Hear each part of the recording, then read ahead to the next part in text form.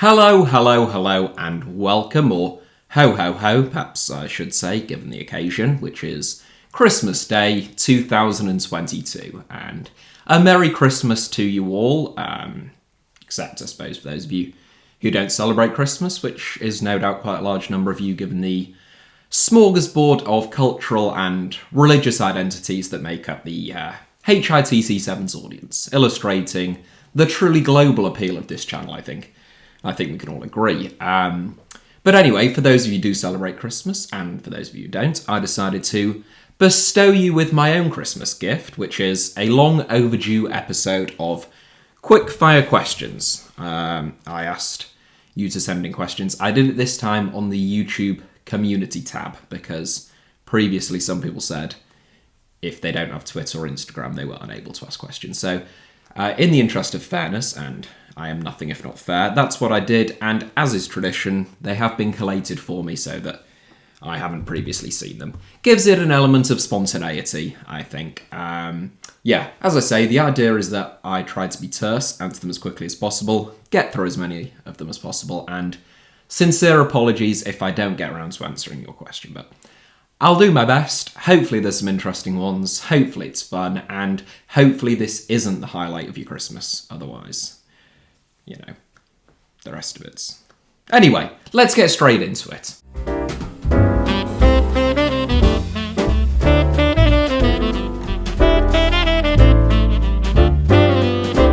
Alright, first question. Hello, Alfie. Hello there, whoever sent this in. Which European cities would you recommend for a first time in Europe? ?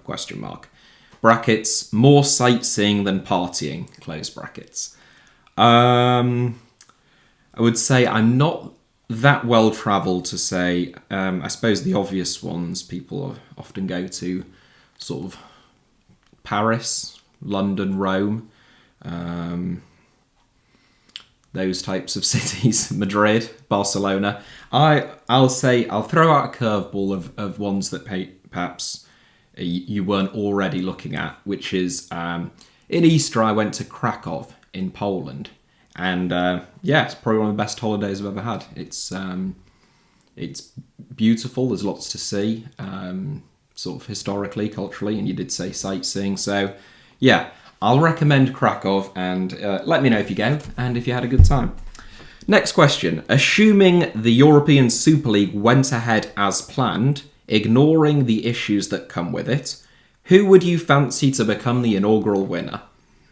Trying to remember the format of the Super League, because I think it was it's a league, 2 leagues, I think, isn't it? And then the top 3 went into a knockout stage, and then 4th versus 5th in each group of 10 goes into a playoff, and then those 8 make up... Yeah, because if it was just a pure league, then I'd probably say Man City, but we know that in knockout football in Europe, sometimes they come up short. So I would probably say obvious ones, maybe Real Madrid they'd probably just sort of squeak through, wouldn't they, in the league stage, and then come into their own in the knockout. So yeah, the obvious ones: Man City, PSG, Bayern, but probably Real. Do you have a favourite cereal, and how many bowls of cereal would you say you eat in a year? In a whole year? So yeah, I do. It's Weetabix Minis, the chocolate ones. That is my favourite. That's my go-to. And I have almost every day, probably in a year, about 300 bowls of cereal. Is that normal cereal intake? I don't know. Tell me in the comments. How do you research your documentary videos? All of them are so well made in such a short period of time. It's incredible. Well, that is extremely kind of you. I will start asking questions in the YouTube community more often rather than on Twitter, because it's very nice of you to say so. How do I research? It's different really depending on what the subject matter is. Some things you can research just by looking on the internet. Sometimes you have to get in touch with people and try and find out more that way. Sometimes people come to me, so I don't even have to go to them. So yeah, changes a lot. I try to cram in as much information as I can at first before I start. Take note of all the things that I think are important and that need more, and then try to learn more about them. And then at some point I'm like, you need to get this video up, because I do a video every other day, so I can't research as much as I would like, but that is my general process. Quick fire questions. What's your top 10 all-time list? Does not specify my top 10 of what, but I'm going to take it that they mean footballers, given the genre of the channel.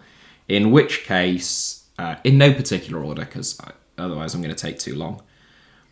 Messi, Pele, Maradona, Di Stefano, Ronaldo times 2, Cristiano, and Nazario de Lima. Franz Beckenbauer, Ferenc Puskás, what am I on? My 8? Johan Cruyff, and 10th. I do have a video which is my 100 greatest players. It's a few years old, but it hasn't changed that much. I can't remember who was 10th, but I would imagine either Garrincha maybe, or Michel Platini, or someone, one of those. Even Jose Andrade. That's a solid 9 there that you've got, and I'll say Garrincha for 10. I really appreciate your documentary style and think more creators would do well to adopt a similar approach to football journalism. But I want to know, are you planning on exploring other types of reporting like field journalism? Well, I'm not, but not for any reason of not wanting to, just because I'm quite bogged down in what I'm doing at the moment. So I wouldn't rule it out in the future, but no, I'm not planning it imminently, at least. How long do you take to find all the pictures? Also, what was the hardest episode to illustrate? So that's the Getty images that overlay most of my videos, unlike this one, a rare video to camera. Rare for obvious reasons, probably at this stage. It takes me, it varies, probably like 3 to 4 hours for most videos, probably. And I can't tell you which was the hardest, but normally anywhere, the more obscure it is, obviously, the harder it is to find images. The further back it is, the older the video, or the older the people or subject matter in the video is to reference to. They're always more difficult. So yeah, I can't tell you a particular one, but those types. Are you going to do more videos about Latin American football? That would be amazing for us Latino followers that you have. Yes, I suppose. I would certainly not averse to that. I think someone messaged me about this recently, saying I made a few North American videos. It's mainly because I have quite a lot of viewers in North America and fewer in South America for obvious language reasons, I suppose.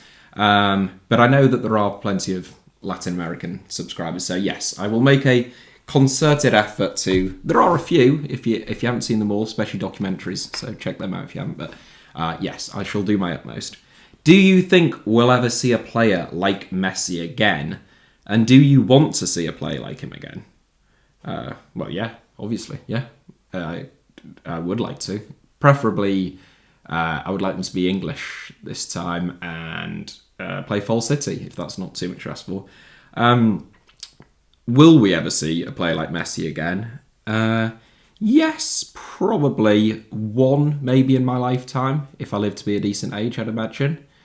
I think you could probably, how many players before Messi have we had like that?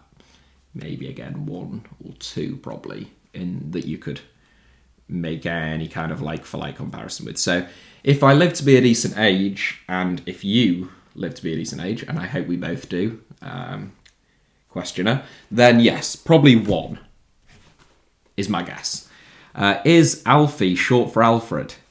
So my actual name on my passport and birth certificate is Alfred, so in that sense, yes. But my parents named me Alfie because of the movie Alfie. Not the Jude Law one. I was already 8 years old or something when that came out. No, older was I? Anyway, the one with Michael Caine in, that Alfie. Although, if you watch the movie, Alfie in that movie isn't a particularly nice person, but maybe that's how it's turned out. Anyway, yeah, so, God, that was the easiest question to be quickfire, and I've still, just, yes, sort of. One of the things I really appreciate, this is a long question, I apologize. One of the things I really appreciate in your videos is a sense of empathy and emotional intelligence when discussing football and media and the toll sport takes on players. How would you say your view was forged, and how do you think the national dialogue regarding football and mental health could be improved? Well, thank you for the first half of the question, very kind of you. And the second half, how would you say your view was forged? How was my view? I don't know. I didn't used to be particularly empathetic. Something that happened as I got a little bit older. I don't know how or for what reason. How would the national dialogue regarding football and mental health could be improved? I think obviously the media is British media in particular. Although I can't speak with much knowledge about other countries' media infrastructures and ownership and things, is just diabolical in this country, like deeply toxic. And I think the back pages where football is generally discussed tend to be a lot more empathetic than the front pages, which are just generally vile and deeply dishonest. So until that changes, and I think there is zero suggestion that will change because, for lots of reasons.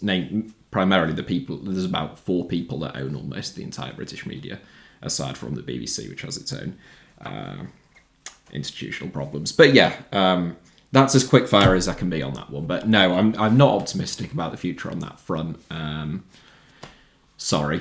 Do you think Qatar will succeed with making the country a tourist attraction like Dubai, or do you think the deaths of thousands of migrant workers has hurt them too much?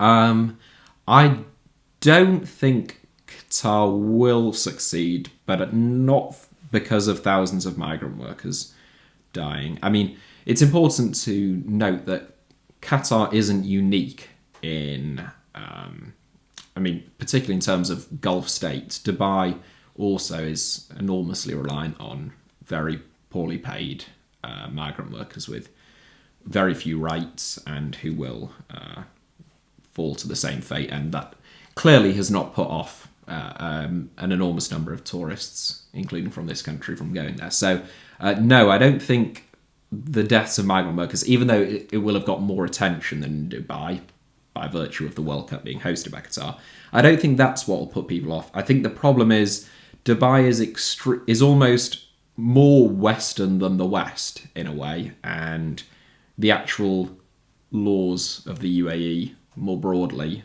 do not apply there, basically.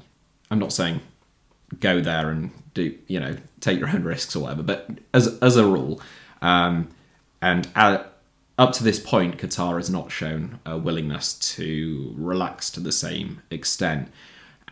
And it has a problem on that front because Doha is Qatar, basically. Qatar is tiny and almost everyone lives in one city. So if they were to turn it into a very tourist-friendly place where everything was relaxed, that would mean basically doing that for the entire country. No, I don't think Qatar will succeed, or at least not without radical reform on that front, but I don't think their treatment of migrant workers is what will be the preventative factor on that front. What is your ideal penalty-taking form when you play? Brackets, placement, pick a side, power, mind games, close brackets. I did used to like taking penalties. I backed myself from 12 yards, or I did. I missed the last penalty I took, but that was in 6-a-side, and when you're not allowed you're allowed like one step, I think, through me. But no, in terms of placement, I would go bottom right always. I'm right-footed, so straight into bottom right. In terms of picking a side, well, same thing. I would always look to the other side. That was my attempt at mind games. They could have thought it was a double bluff, so I always looked to the left, hit into the right corner, hard as you can. Yeah, that was my technique. Normally work for me, unless this person in goal is someone that you know, and they know that I like to go for that side, and then you've got to mix it up. But typically, that was my go-to. What national team outside of the top 100 rankings at this moment in time do you think could rise to prominence in the next 10 to 15 years? Now, this question assumes that I know the exact who falls inside and out of the top 100 of the FIFA World Rankings at the moment, which I don't. I know the top 10 relatively well, but up in the hundreds. I think Kosovo are outside the top 100, and they're always fun to watch. They play good football, and even though obviously Kosovo has a relatively small population, we've seen what Croatia have done and a couple of other countries. So yeah, Kosovo, I think, could... I mean, what was the question? Could rise to prominence. Depends what you mean by right. I'm not saying Kosovo are going to win the Euros or something, but I think that they could get into the top 100 and beat the odd decent team. And I think I'm right in saying, let's see, that Azerbaijan have been in quite inspired form in 2022. That might be a good video to look into, because I don't know what has happened to make Azerbaijan improve their footballing fortune. So again, I'm fairly certain Azerbaijan will be outside the top 100. So I'll say Kosovo and Azerbaijan, and if they're already in the top 100, I apologise. My knowledge has let you badly down, questioner. Do you think Livakovic and Gvardiol deserved awards at the World Cup? ? Brackets, Golden Glove and Best Young Player. I do think Livakovic deserved the Golden Glove. I thought he was the best goalkeeper, along with Bono. And then probably Martinez third. But 2 penalty shootouts for the winning team, including in the final, and then that save he made in like the 96th, 97th minute, swinged it for Martinez. But yes, so I do think Livakovic. Gvardiol, best young player. I would have been fine with that. I was also fine with Enzo Fernandez winning it, or if it had been Bukayo Saka, or there were lots of good young players, weren't there, at the World Cup? So I would say Livakovic definitely. Gvardiol, I think he would have been a worthy winner, but there were lots of equally worthy winners. Given that you're a Hull City supporter, I am indeed, what are your views on the Ilajala era so far? For those of you who don't know, and of course you should, Hull City got taken over just over a year ago, I suppose it will be now. And yeah, we're not doing great in the league at the moment. It's been a wild ride. He came in, spent a few bob, we sold Keane Lewis Potter, who was our best player. We expected him to go in a way, but he went to Brentford for quite a lot of money. Then George Honeyman, who was probably our third best player last season, went to Millwall. That was a bit worrying. Signed a lot of players who, some of them are clearly good players, but they're very new to the league. So views so far mixed. I think Adjan Ilajala himself has probably realised that perhaps he underestimated the Championship, as a lot of foreign owners do. And what'll be key is whether he's learnt from that and whether the people around him have learnt from that. One of whom, the chairman, actually plays football where I do on a Wednesday night. So hopefully he listens when I inform him of what's required. Do you ever think you'll do a video covering the story of Abdon Port? Love all your videos, Alfie. Keep it up. Now, Abdon Port, I'm doubting myself, is, I believe, a Uruguayan player from many, many years ago, like 100 years ago, I want to say, who played for Nacional and committed suicide when he was in his early 20s on the centre circle of Nacional Stadium, and I think something named after him there. If I'm wrong and this isn't who you're on about, I apologise. It's quite a while if this person's still alive. So no, I that's all I know about Abdonport, if indeed I'm right. So I haven't ever thought of doing a video. It will be quite a bleak video, unless there is a reason he killed himself that I'm unaware of that is somehow interesting. Let me know, because that's all I know about him. My apologies. Now, I do apologise unreservedly for this abrupt interruption, but what actually happened is that the camera died, which would suggest that my quickfire questions maybe didn't get the quickest of quickfire answers, again, as is so often the case, and my apologies for that. So, what I am going to do instead is I'm just going to break it up into a part 1, which you just watched, and then a part 2, which I'll try to upload sometime around New Year. It probably worked out for the best anyway, otherwise it would have been one very long video, but I sincerely hope that you enjoyed this, part 1 of the quickfire, not very quickfire questions. Hit the like button if that was the case, let me know your thoughts in the comments, and of course make sure you are subscribed and have notifications turned on. But more important than all that, I hope you all have a wonderful holiday season, whatever it is you might be doing, whether you are celebrating it or not. And yeah, I shall see you very shortly with the second installment of this. And as I always say, you can always find me on social media, on either Twitter or Instagram, via the username at HITC Sevens on both, should you wish to do so. Cheers.